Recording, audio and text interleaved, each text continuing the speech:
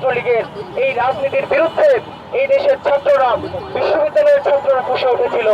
ফলে এই জুলাই হয়েছে এই সন্ত্রাসী রাজনীতির বিপরীতে।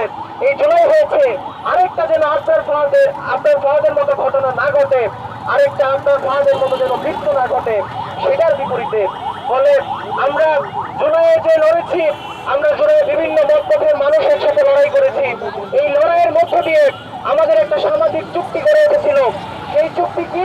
সেই চুক্তি ছিল যে আমরা কেউ ছাত্রলীগ হয়ে উঠবো না, আমরা কেউ সন্ত্রাসী রাজনীতি করব না, আমরা কেউ ভিন্ন মত দমনের জন্য তার উপর হামলে করবো না।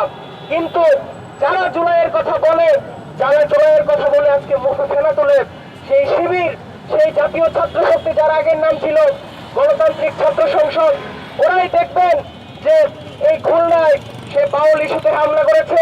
এই শিবির দেখবেন আপনি রাজশাহী বিশ্ববিদ্যালয়ে গণতান্ত্রিক ছাত্র জোটের মিছিলে সে হামলা করেছে। চট্টগ্রামে গণতান্ত্রিক ছাত্র জোটের মিছিলে এক নারী সহকর্মীকে, আমাদের আন্দোলনকারীকে লাঠি দিয়ে কিভাবে করে হেনস্থা করেছে আপনারা দেখবেন। ফলে এই যে সামাজিক চুক্তি, এটা কারা লঙ্ঘন করেছে? কারা এই সামাজিক চুক্তি ভেঙেছে?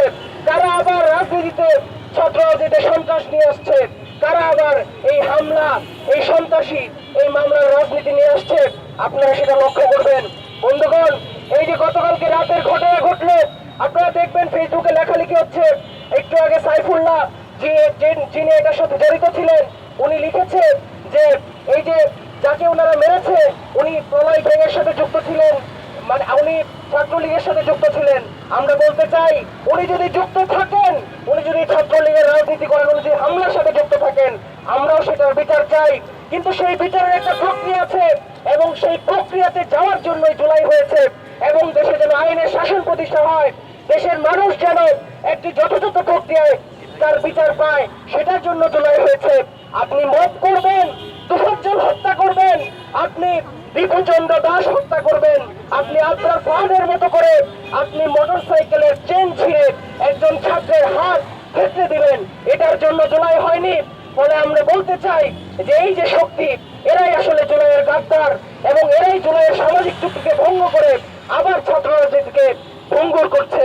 ফলে বন্ধুগণ, যারাই আমরা বলবো, আজকে সন্ত্রাস বিরোধী ঢাকা বিশ্ববিদ্যালয়ের শিক্ষার্থীদের ব্যানার থেকে এই কথাটি আমি বলতে চাই যে যারাই গণতান্ত্রিক শিক্ষার্থী আছেন, যারাই মনে করেন যে দেশের এবং বিশ্ববিদ্যালয়ে একটি গণতান্ত্রিক পরিবেশ থাকা দরকার, সন্ত্রাস দখলদারিত্ব মুক্ত পরিবেশ থাকা দরকার, তারা আজকে এই সব ঘটনা, এই মতবাজির বিরুদ্ধে রুখে দাঁড়ান।